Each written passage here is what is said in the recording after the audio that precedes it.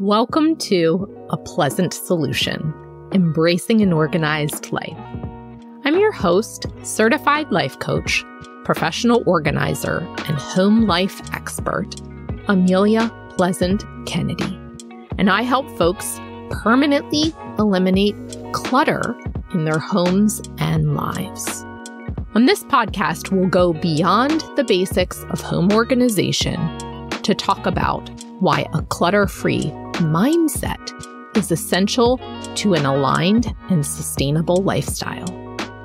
If you're someone with a to-do list, if you're managing a household, and if you're caring for others, this podcast is for you. Let's dive in.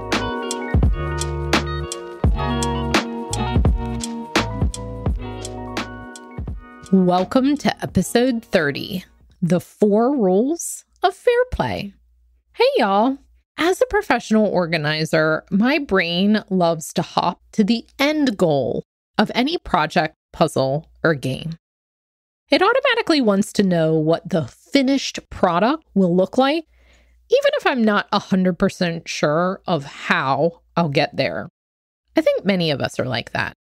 The objective or purpose behind a task gives our brain a sense of security that there is a destination. And things are no different with the fair play method, because right now you may be feeling a little resentful. Right now, you may be keeping score around how much your partner contributes to the household or parenting tasks. Right now, you may wonder why it's really worth attempting to rebalance the chore load in your home. I hear you if that's the case. So, I invite you to jump to the end.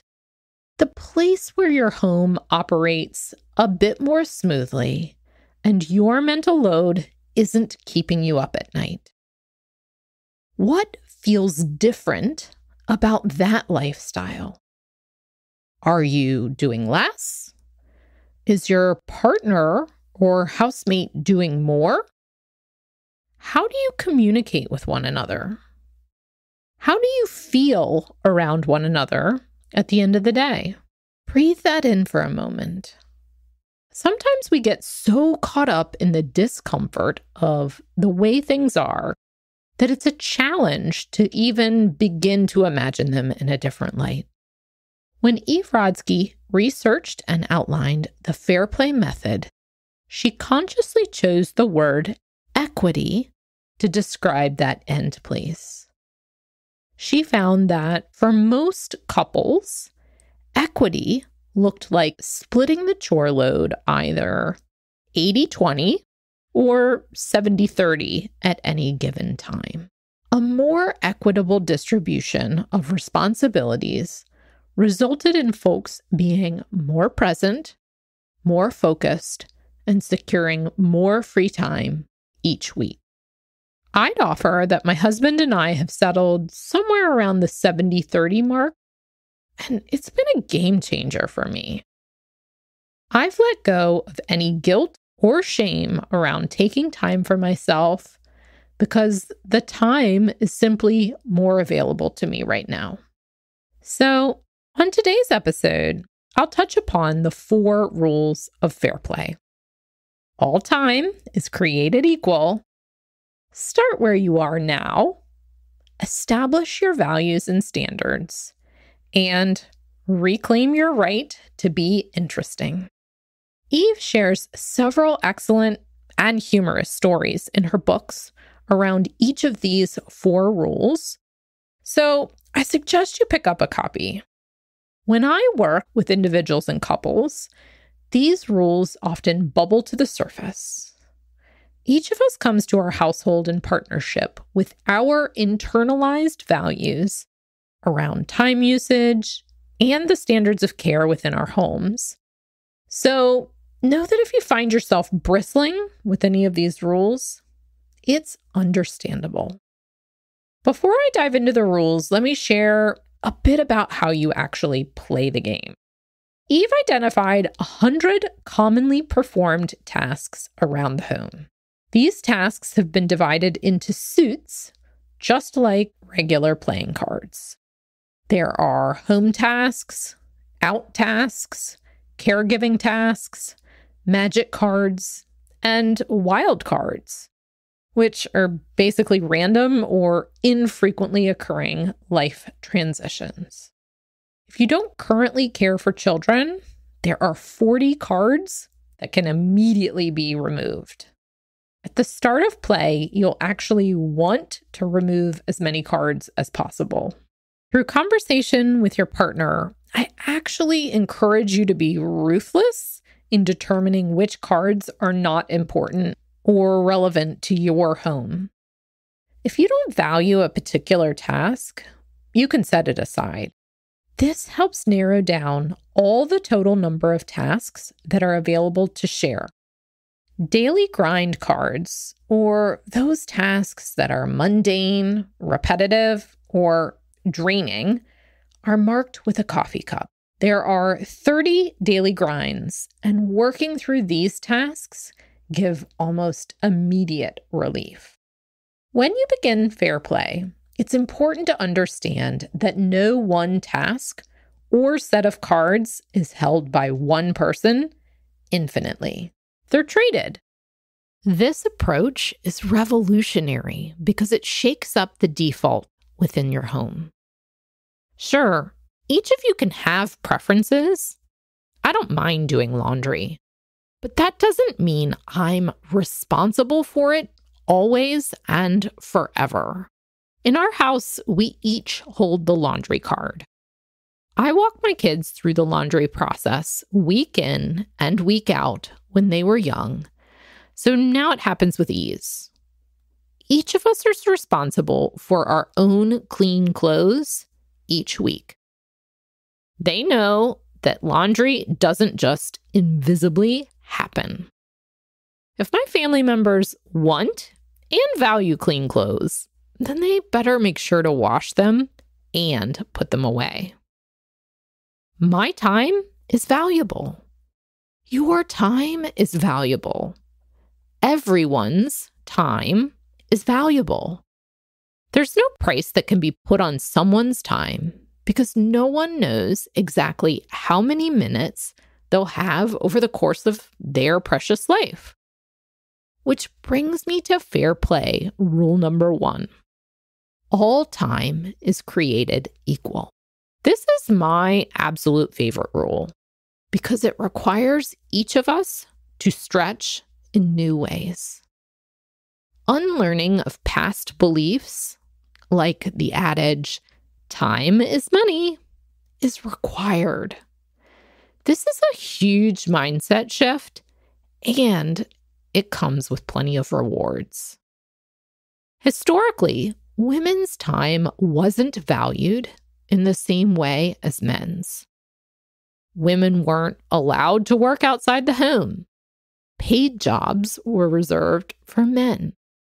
Women were encouraged to care for children and see their home as their realm of influence.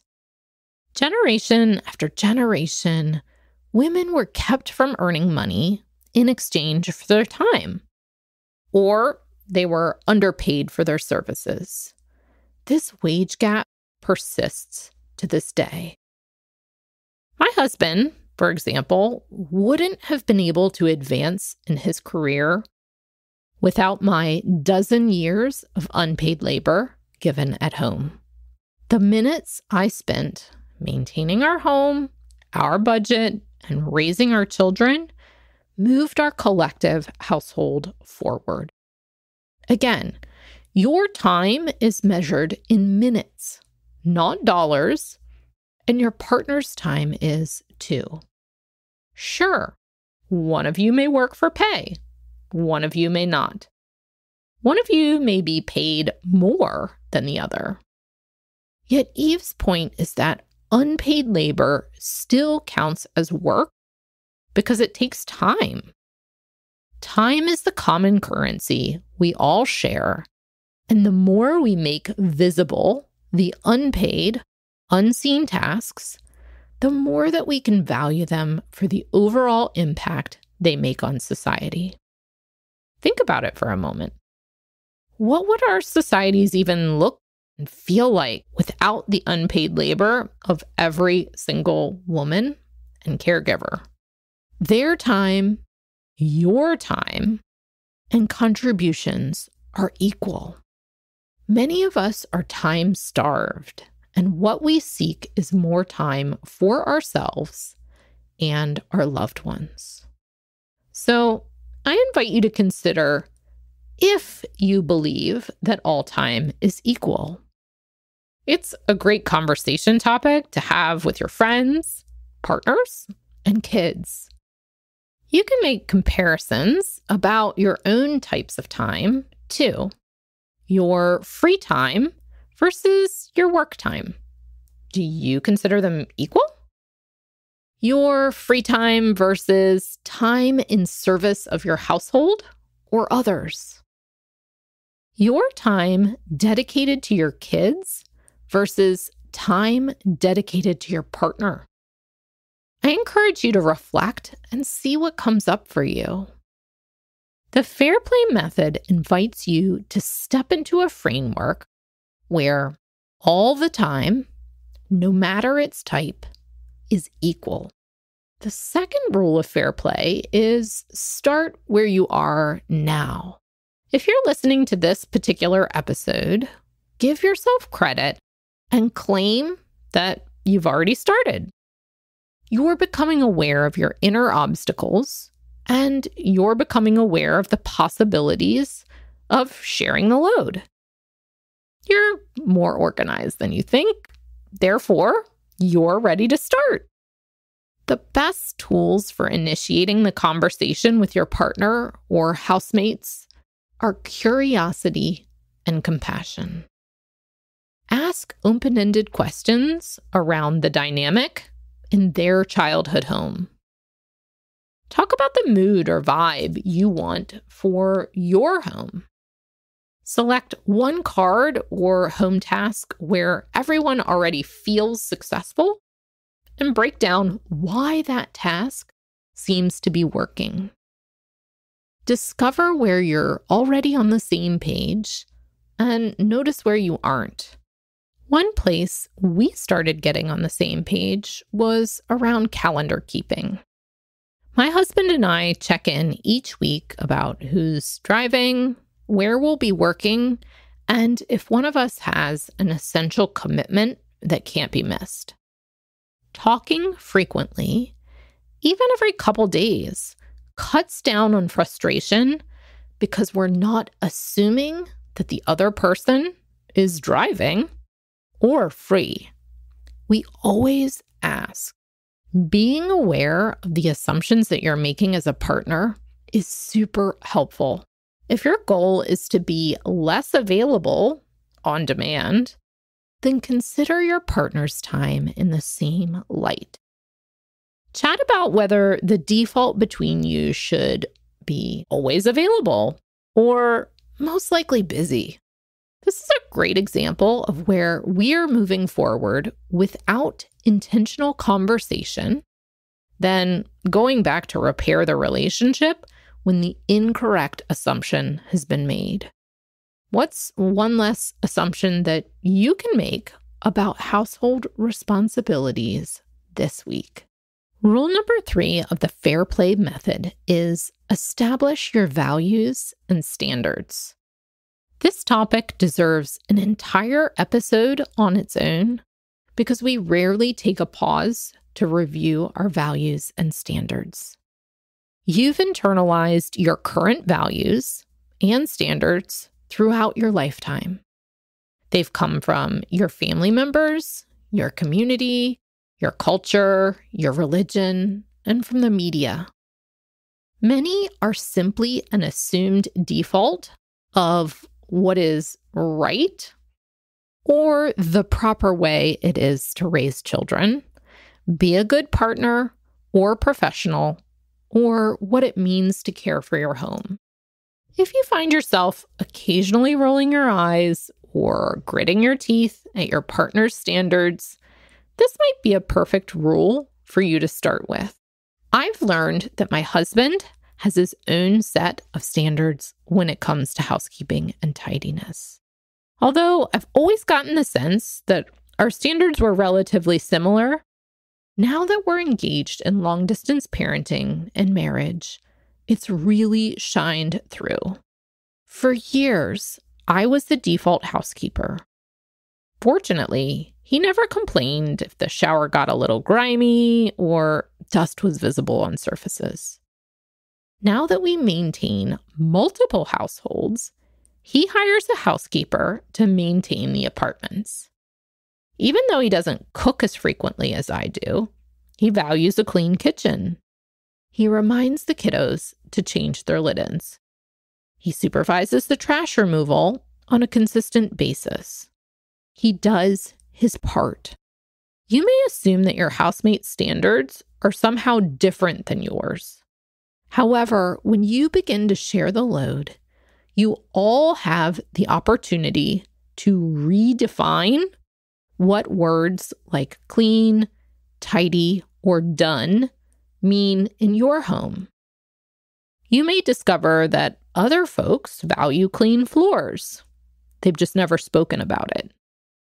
I discovered that my perfectionism, my staying on top of the cleaning, communicated to my husband that his input wasn't needed.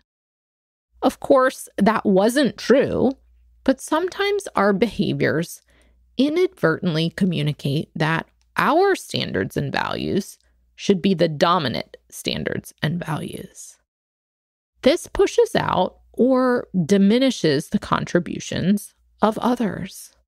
Talking about these topics when cognition is high and emotional energy is low in the household gives everyone a chance to learn what the absolute bare minimum standard is when it comes to any specific task. So, I'd love to challenge you to pick one task, like screen time for kiddos or household budgeting, and to define your own standards around this area. Investigate what you've been taught. Then, for a bonus, ask your partner. The last of the 4 rules is reclaim your right to be interesting. If you follow me on Instagram, you'd know that I love visual art. Before I was home for a dozen years, I was on the path to becoming an art curator. Let me be clear. I am not a maker of art, but I do know what I like. And I try to capture interesting images as much as possible. It's only been in the last few years that I've consciously sought out art museums, bought tickets to the ballet, and found creative spaces and moments when traveling. Reclaiming your right to be interesting is about having one or more interests beyond your role as a parent, professional, or partner. It's about carving out time to be uniquely you. Human beings are naturally inquisitive and creative. Each of us has a set of things that lights us up or sparks our interest inside. I adore learning. I adore nature. What do you adore? It's totally okay if you've forgotten. Parenthood and midlife have a way of distancing us from our inner landscape. If you're bogged down by your to-do list or find yourself in a season of treading water, this rule may seem distant. However, I'd offer that it's one of the most direct ways to stop treading water. When you're in a cycle of overworking, taking a break to do something creative can re-energize you. The more you create mini moments where you're re-energized and your deeper self is nurtured, the more your brain will seek those moments. The next time you're in the shower, taking a walk, or are habitually urged to check social media, ask yourself what you used to like doing. Think back to a time where you used to have something to talk about other than logistics. And remember, quiet your inner critic if they pop up with any type of self-judgment. These rules of fair play are meant to give you pause and help you connect with your partner around the current inequitable chore load in your home. When you take time to fill your cup, pursue a past interest, or start a new hobby, you have more to share with others. Being present with another type of pursuit lightens your mental load, and it feels amazing. So, to recap, the 4 rules are: all time is created equal, start where you are now, establish your values and standards, and reclaim your right to be interesting. Taking time with each of these rules is the how I mentioned at the beginning of the episode. They're what move you and your household step by step towards a lighter mental load and shared responsibilities. I've been on this journey for the last handful of years, and I highly recommend it. The Fair Play method has proven successful and adaptable to a variety of household structures. You'll learn so much about yourself, your partner, and your collective vision for your home life. I'd love to know your obstacles and wins, so please don't hesitate to reach out. Talk to y'all soon.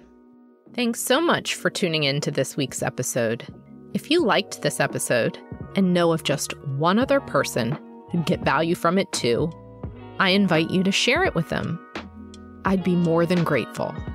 I'd love to stay connected with you too. Make sure to follow this podcast, to connect with me on Instagram @apleasantsolution, and join my community at apleasantsolution.com. Talk to y'all soon, and remember, you're more organized than you think.